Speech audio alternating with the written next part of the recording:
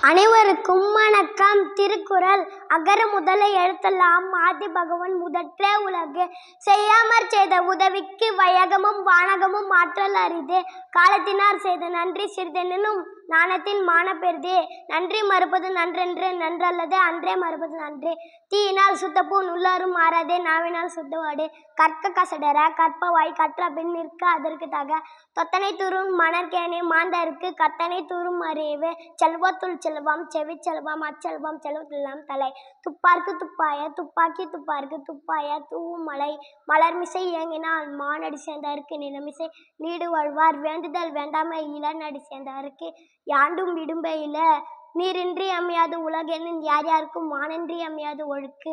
ஒழுக்கம் விழுப்பம் தரலாம் ஒழுக்கம் உயிரினும் ஓம்பப்படும்.